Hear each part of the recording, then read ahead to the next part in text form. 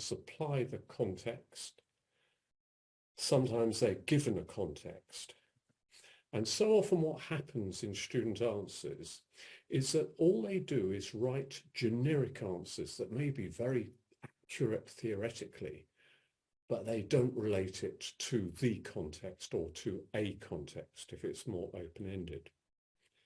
And if you think just recently in the session I last did on microeconomic themes, we're talking about the price mechanism and so on. I mean, interestingly, what's happening at the moment, I'm told by a friend who is a horticulturist that the price of tomatoes is going to shoot up this year. But we already know the price of cocoa has shot up, and this is going to have big impact on chocolate prices because apparently cocoa constitutes 50% of production costs. You will perhaps have noticed already olive oil prices have gone up, but they are going to go up further because we have stocks of olive oil and these were bought actually in forward markets and so on. Anyway, I just wanted to make that point that use of context is really important, and to get your student, use your own experiences. Some of you will have worked in industry, outside teaching, use them. I always refer to things like I did when I was a student, for example. I worked in a laundry at one time. I found that very useful actually in talking about Adam Smith's division of labour and how dull it was. But I also worked as a porter in Hammersmith Hospital. There's all kinds of things like that, but do use your experiences or their experiences to illustrate points. I think it's really important to do that.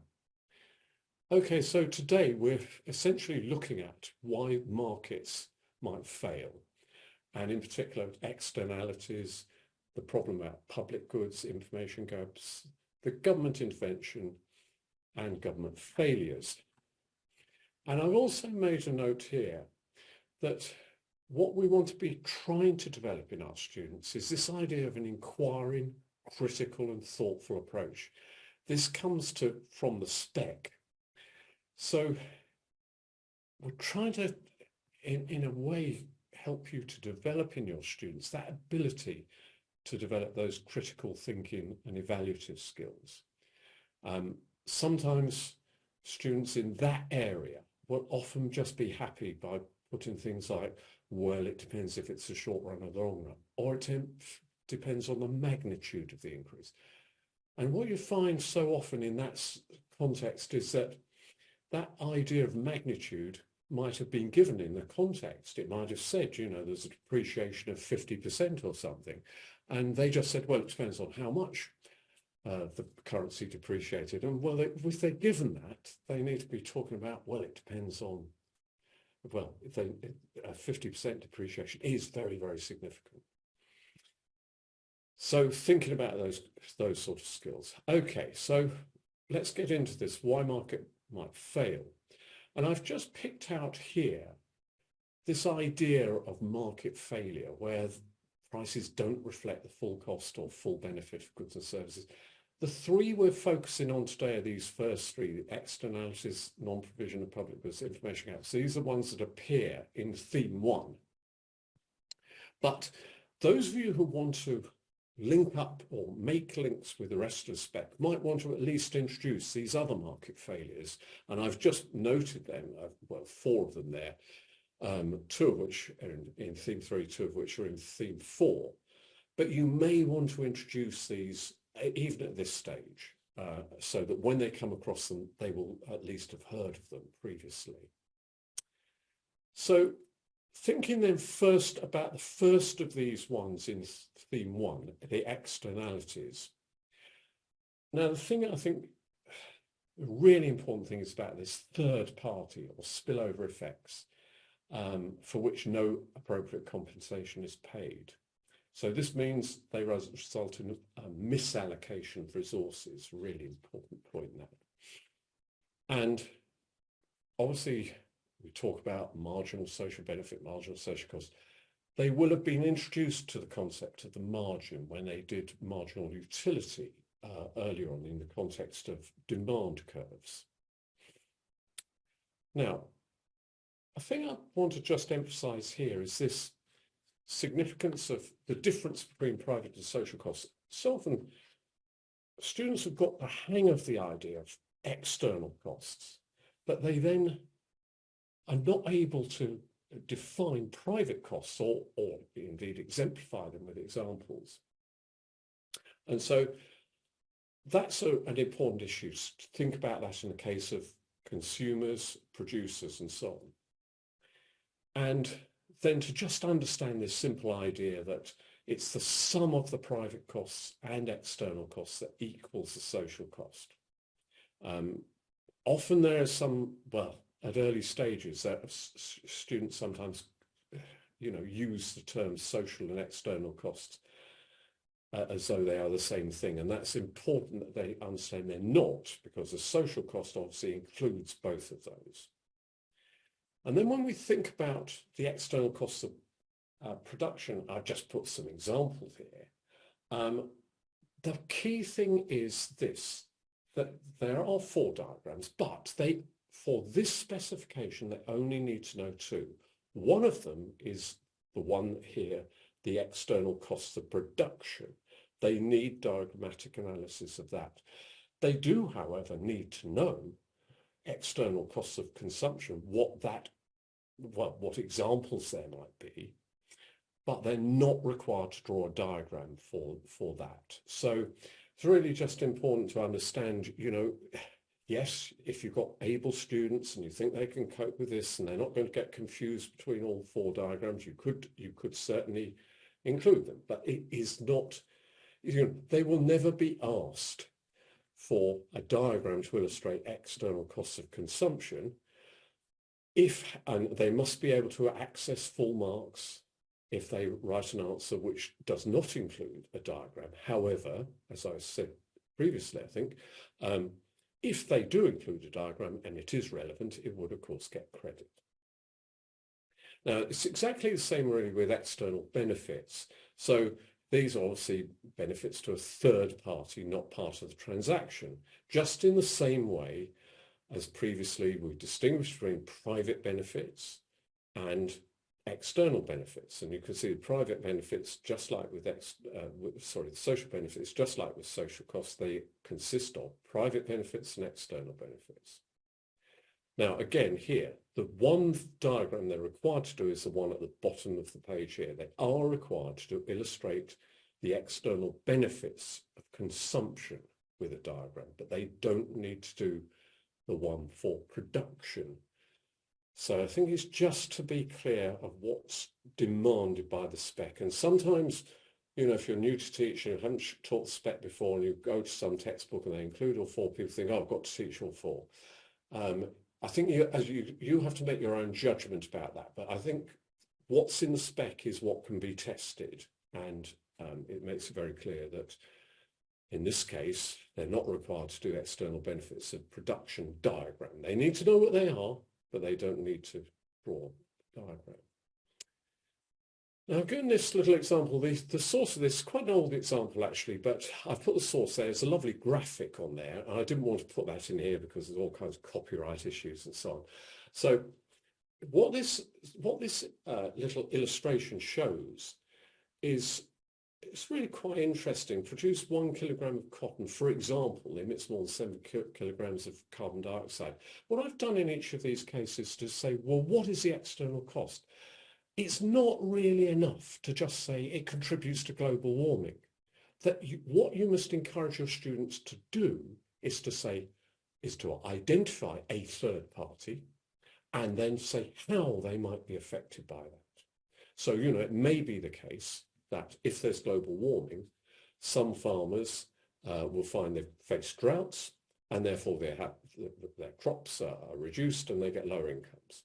I mean, if you wanted to evaluate that in some parts of the world, global warming, I mean, for example, in the UK, we're going to see more wine produced. There's a benefit to wine growers in the UK, so that will be the evaluative point.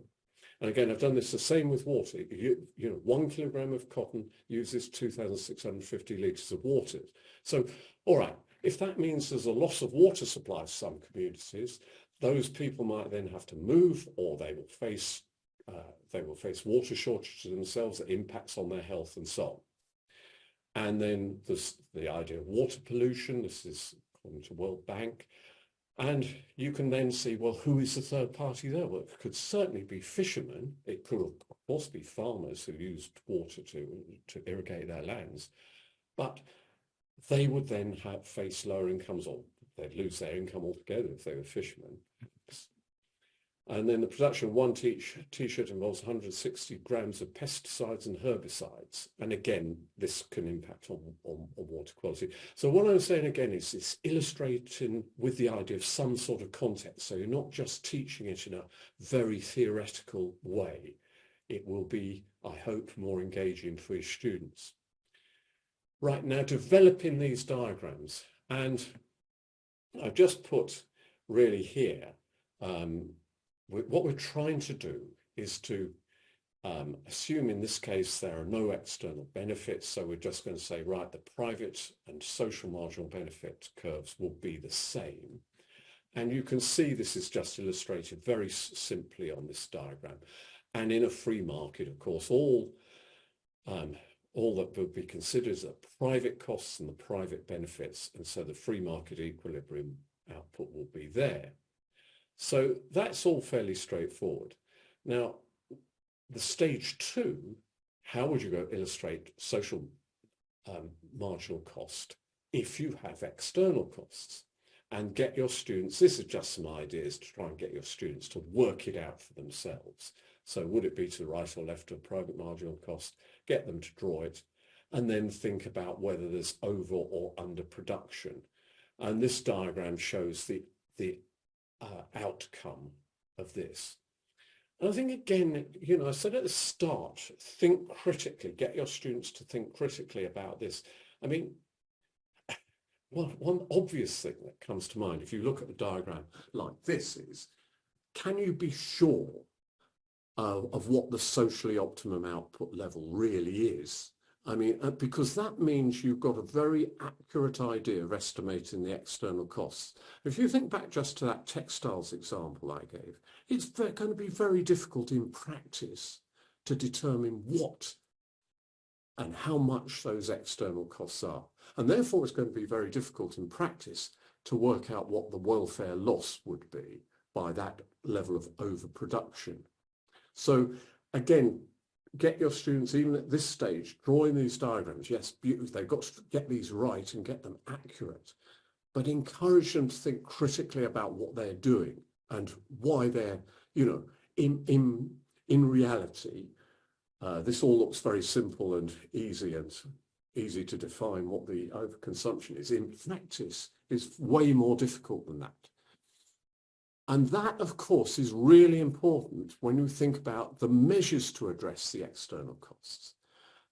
So, for example, you know, if you're taxing the polluter, the problem about that is, how do you know what level of tax to levy? Because if you're not 100% certain about this SMC curve, it's going to be very difficult to determine that.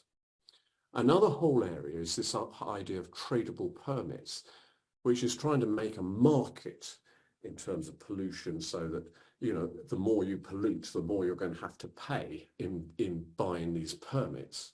Again, there are all kinds of issues in that. Other forms of government regulation, they may, you know, face fixed limits on these things. I mean, you only have to look at some of the problems associated with government regulations when you think, again, of water companies polluting rivers with sewage, and how really basically ineffective or less than effective they've been. Might consider about assigning property or ownership rights. So you give, say, for example, fishermen are only, you know, certain fishermen are allowed to just fish in that particular part of the sea. Then they have a vested interest in not overfishing. And, you know, again, think of, or, you know, get your students to research some examples. I mean, there was overfishing off the northeast coast of Canada some 20 plus years ago. And of course, all the fish died out and all the fishermen were made bankrupt because there were no ownership rights. You can think again about maximum, minimum prices, total ban. I mean, minimum prices, as you know, have been used in alcohol, for example, in Scotland, or you have a total ban on the product. So, you know, that's the sort of thing you need to be thinking about. Right now, I've just given you this, and I'm going to put, you've got this in your delegate booklet. I'll put it up on the screen. Just let me just do a new share. Here we go. So this is what you should be able to find, and I will just flick it through as we go through. So you've got here, what I'd ask you to do is if you just read through this. Now, what I'd like you to try and do, the question, I'll just read the question first. So in 2016, government approved a building of an 18 billion nuclear power reactor, Hinkley Point C, which will supply 7% of UK electricity for up to 60 years. The power station is funded by Chinese and French investment. Evaluate the likely private and external costs involved in such a major power station construction projects.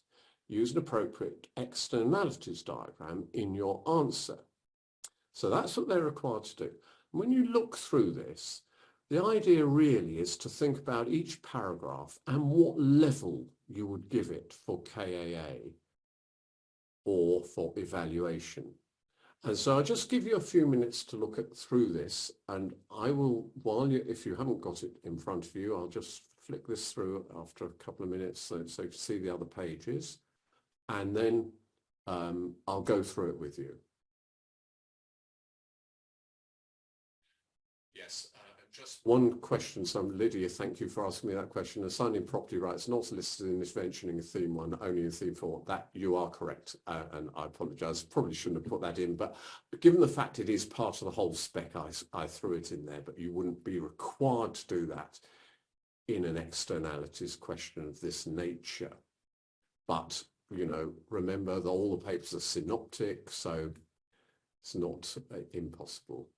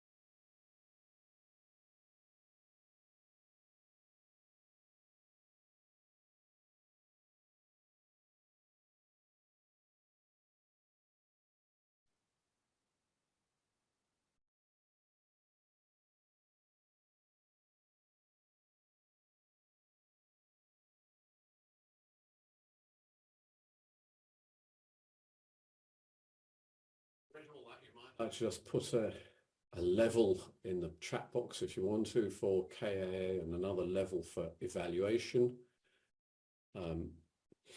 But don't feel under too much pressure. I'll go through it in a couple of minutes. Just go back to the start.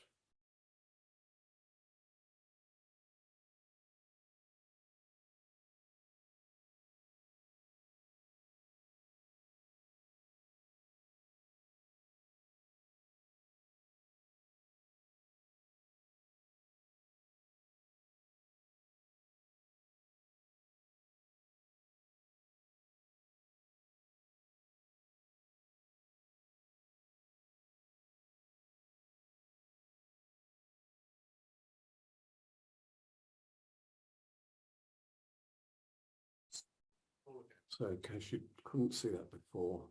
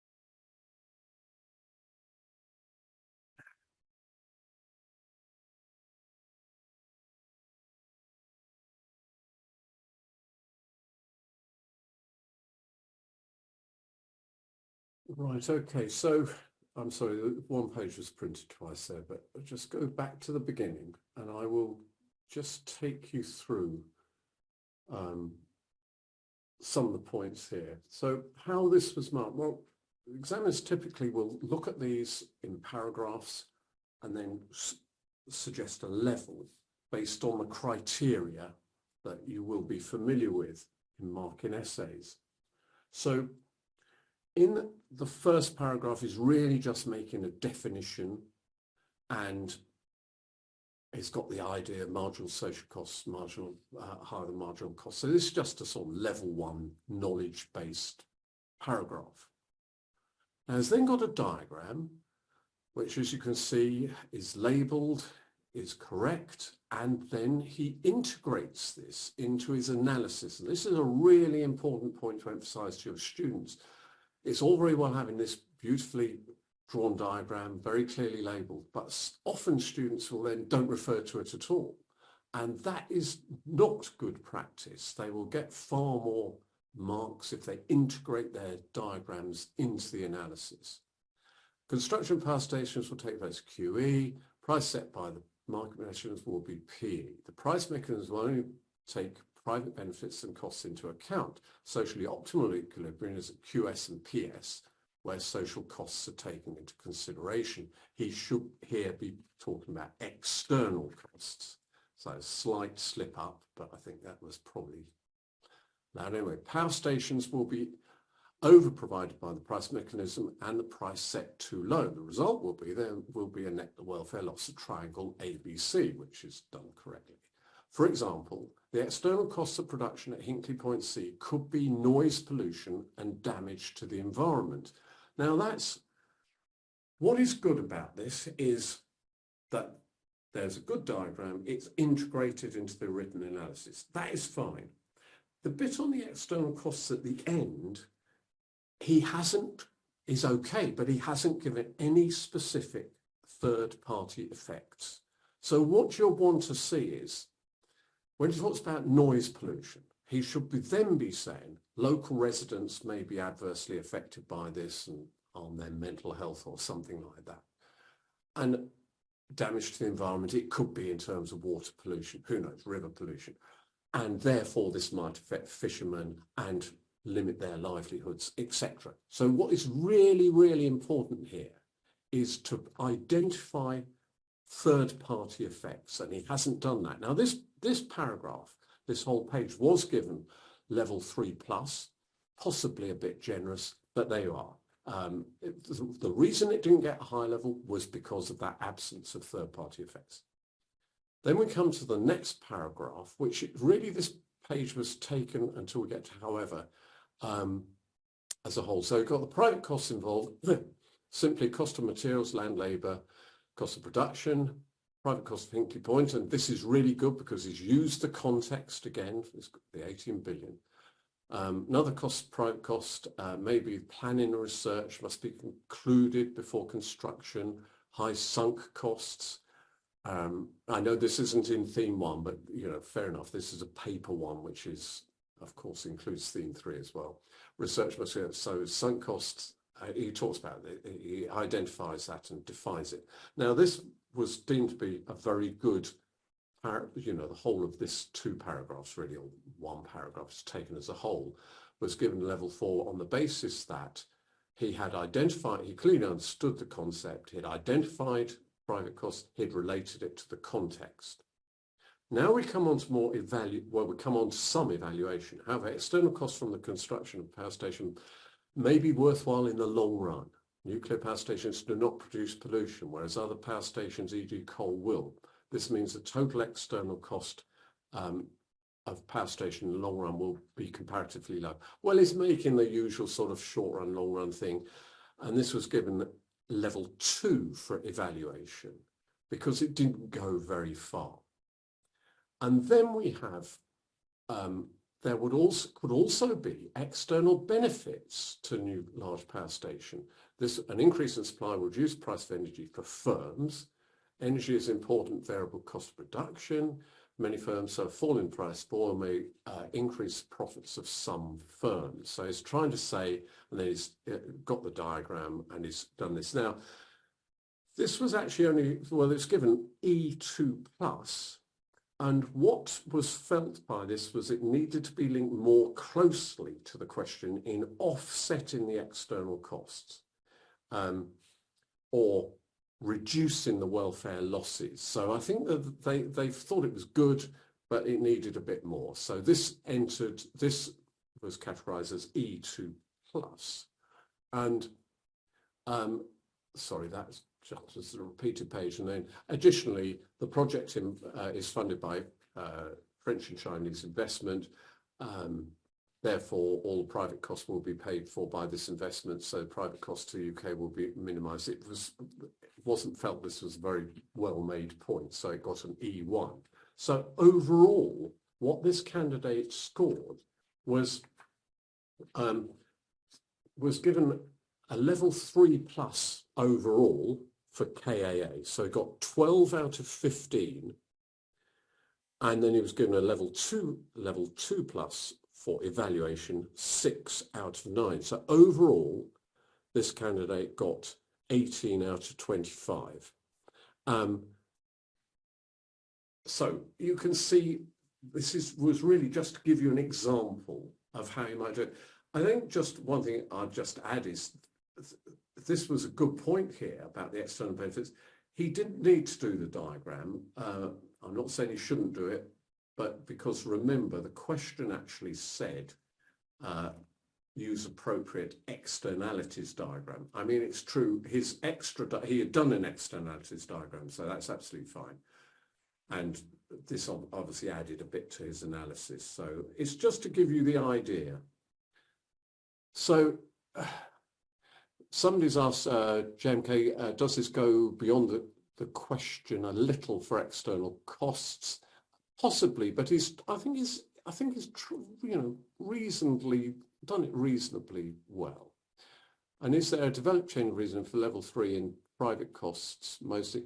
Well, it's difficult to, you're probably right. I'm not sure if I was marking it, I would have given it level 3, level 4, put it that way. But anyway, yeah, it was good that it was in context. There was a lot of knowledge, and you then ask yourself, well, what more could he have done? And Obiara has said application is noticeable. Yes, thank you for that. That's absolutely true. Right, okay. So that's just to give you some little example of how to mark an essay and how to get your students to do it incredibly well. Now, external benefits. So measles vaccination, obviously the private benefit is to the individual, but of course I've used measles because it's been in the news. As you know, there's a huge external benefit because I think you have to get up to, do they say 85 or 95% vaccination rate to get immunity in society. So you can see huge importance there. In individuals' home and garden improvements, external benefit, eating a healthy diet, fitting solar panels, all this sort of thing. And then I've given, in terms of production, the usual beekeeper, which I'm sure you've seen before, Elizabeth line, interesting, different one, use something near you, use something that is relevant to your students. Similarly, with things like R&D into new industrial processes, because they may diffuse throughout the industry. And then the industrial Internet of Things. This is something I came across, and it's just an interesting idea for external benefits. Enables the transfer of data without human-to-human or human-to-computer interaction. Well, there you go. Right, the external benefits of consumption, we build that up in exactly the same way as we did for external costs.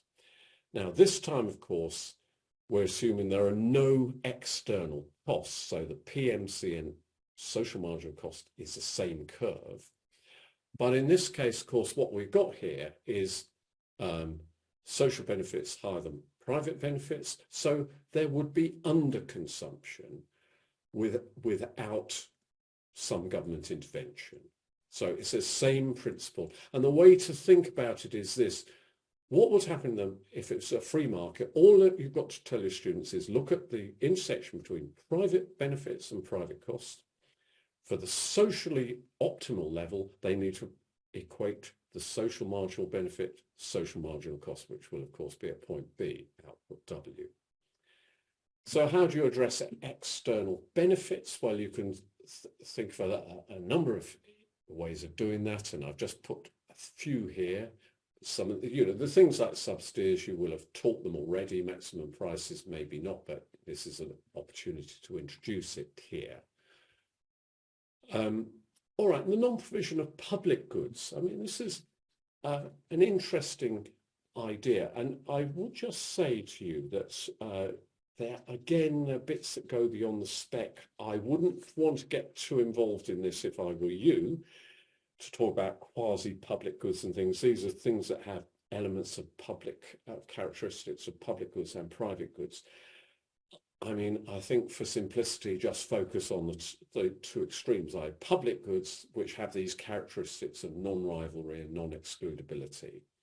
And again, the definitions of these, as we saw in the last session, really important. So get them to understand this idea of what non-rivalry means, what non-excludability means. And I want to again emphasize something that, if you're new to teaching economics, then it's so easy to get confused by this. And there's often a confusion, even within government, between what is public goods and what are publicly provided goods. And I put this example in here. DEFRA is adopting a public money for public goods approach to supporting farming and the natural environment after Brexit. Well, is that really precise? Well, farming is certainly, the products of farming are not a public good. The natural environment, possibly. But do you see, this is where confusion can come in. So you've got to focus your students on the idea that those public goods have those characteristics of non-rivalry, non-excludability. Publicly provided goods may have possibly some of those things, but as I put here, obviously things like NHS and state education are certainly not public goods. They are publicly provided. And then private goods, obviously, both excludable and rival. So again, what can you do here? How may public goods be provided? Well, usually state, because that addresses the free rider problem, which means that, you know, if you do provide something privately, then other people can access it without paying for it. And I just put here a little thing to think about for just 1 minute, really. If you want to put any ideas in the chat box, please feel free to do so. Because I tried in last session and first session to get you to think about, as you're teaching, the links between other parts of the spec, because I think this is very helpful, especially when they come to do paper 3, synoptic paper, in the exam. So if you've got any ideas, just throw a couple in, and I'll give you a couple of my own ideas in a moment. Thinking about public goods, how might it relate to the rest of the spec? And you can see here that it's possible to think about things, for example, like opportunity cost when government provides public goods. You might think as well about national happiness, which is in theme 2, in terms of things like national parks and mental health and so on. You might think as well about public expenditure and budget. You might think also about things like productivity in the provision of public goods. So there are different things you could talk about. I'll just carry on and I'll flip back through the other slides in a moment. So we're going on to information failures, and you can hear this when the information failures when buyer-seller does not have sufficient information to make a rational choice. Now, one of the critical aspects of this is when the seller or consumer has more information than the other. For example, if you've got, if you go to the dentist and he tells you you need a root filling, well, he's likely to have a lot more information than you are, and that can present an issue. And I put there a link on at the bottom of that slide, which again provides a useful summary. And when we think about some examples, information failures can result from underconsumption, like training, like, saving for a pension. Often younger people will not be thinking about that. And that's why actually the government addressed that by forcing employers to provide pensions provision for their workers. And then, so we want to think, I'll put here student for questions for your students, and then products that might be overconsumed. And again, this is fairly, I put there meat as a sort of controversial point. And again, you can get your students to think, why might they be overconsumed? A couple of video links for you. And I won't get you to do this activity, but I want to just go back to the other slides in a moment, but these are quite useful videos actually to help explain that concept. When we're thinking about the measures, obviously the internet has provided a huge source of extra information, and so you might argue that this is not so relevant. Asymmetric information is perhaps not so relevant as it used to be. Anyway, interesting point of discussion. And then obviously government does things like advertising and so on, talk about benefits of vaccination. And then we think about government failure. Now, it's very important, again, to get your students to think critically that, you've identified some market failures. In a way, this is why the specification forces a critical approach, because it then says, well, hang on a minute, supposing the government does intervene, it might not actually do so very successfully and cause more problems. And I think the key thing to understand about this is they said it results in net welfare loss. Well, what it does is move you further away from the socially optimum level of output. And that really is a critical thing. And we all can see this in various aspects of government intervention, like there may be this whole issue of excessive administrative costs, for example, in trying to, when they do intervene, that may not work very well. There may be, I mean, I go back to an example of the water companies. They've been accused, water companies are too close to the regulators and therefore have managed to influence their decisions, water down. I mean, some of the information that's being given, if you read stuff in this area, it's quite worrying, really. Some of the information they might provide to the regulator is incomplete, or they hide certain things, and consequently, you can well argue a case that has been significant government failure in the case of water.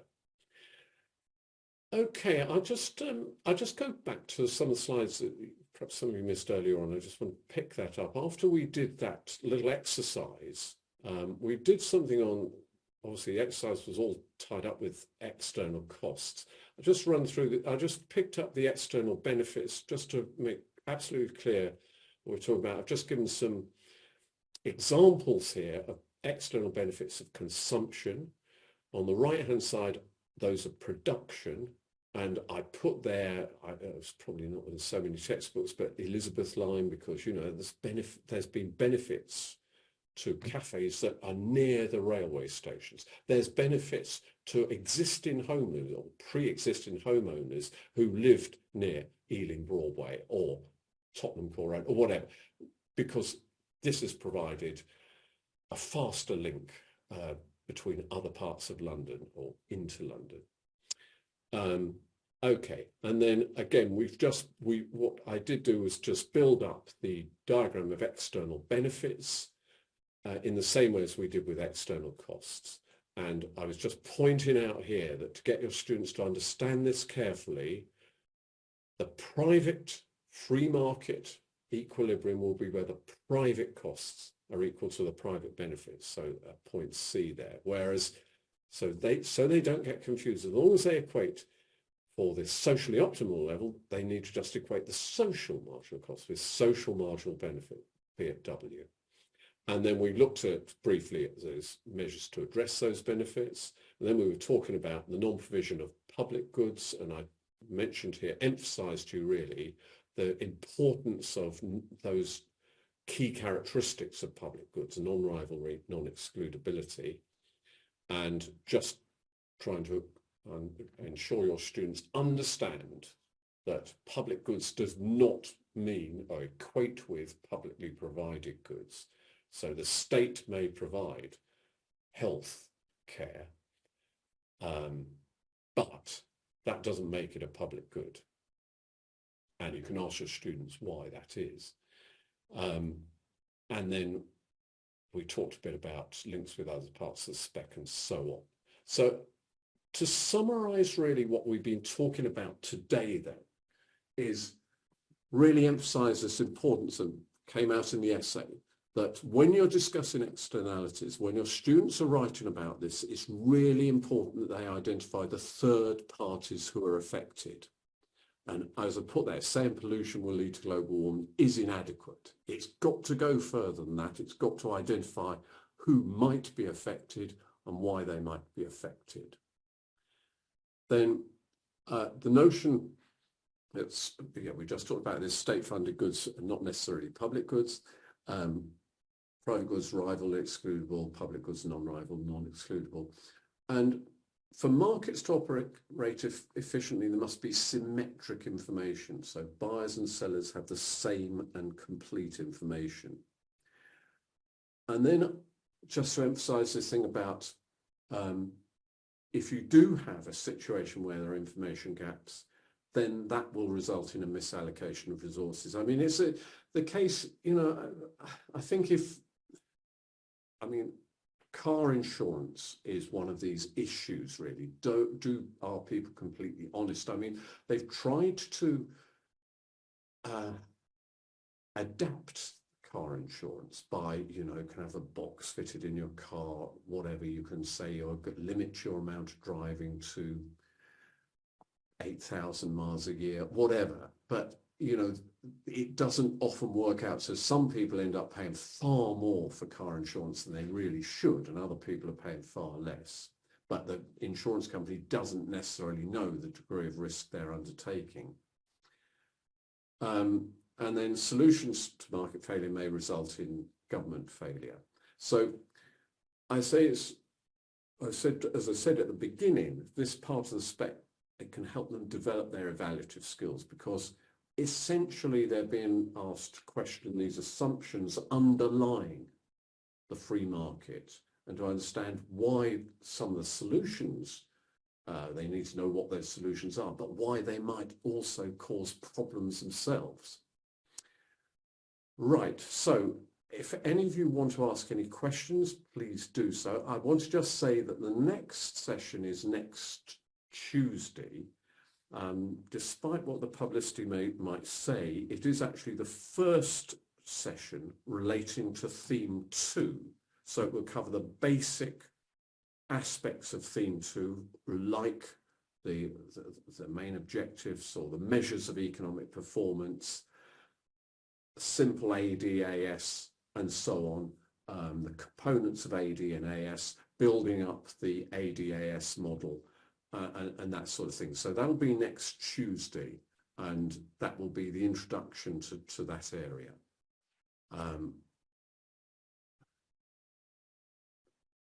Right, so somebody's asked me where they can find the first recording. I think Colin will probably be able to provide that.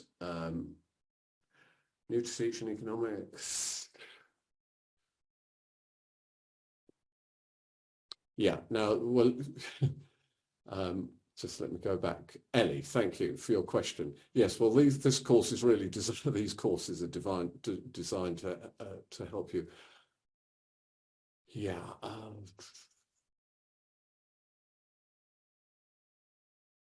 Right, so the marking, yeah, well, as I've done in today's session, I will try to incorporate, assuming Pearson employs me to do some more, I will try to incorporate some more assessment after next session on how to mark and how to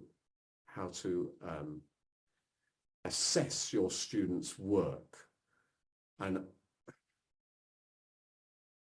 what I would suggest to you, Ellie, if you haven't done this already, is do look at all the mark schemes and subject reports. Now, in the essay title I gave you and the essay we did, there was a link there to the subject report from which I gave you the feedback that the examiner had given. So I think it's really important to read those subject reports, because they will help you to understand what is required. But I will certainly talk to the Pearson people to see if they will, if they employ me to do some more sessions, I'll certainly do some more on assessment. Is there any way we can register for the session on Tuesday, please? I'm not sure. I hope Colin Leith will reply to you.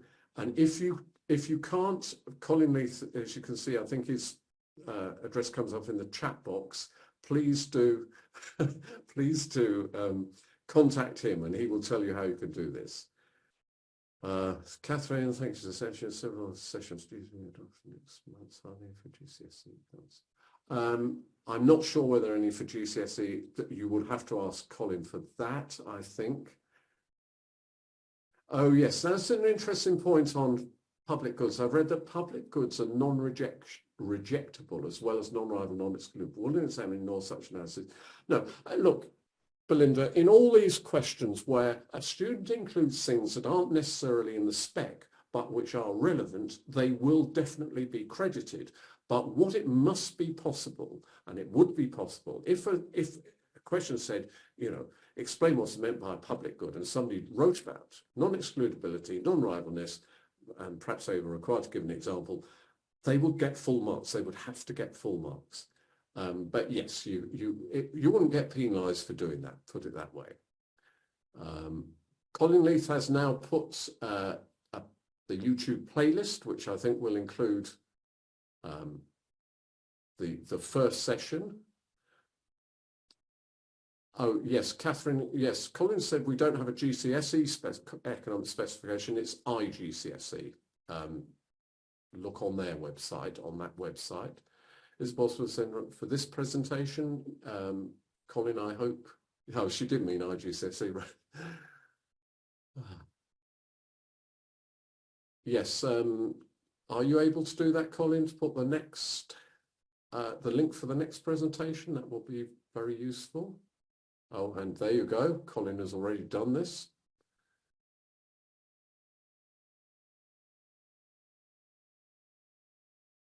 Somebody said in a previous essay, we're mentioning the external benefits. How much macro would they be able to bring? It's not probably advisable. If this was a paper 1, I would certainly not want to put macro analysis in.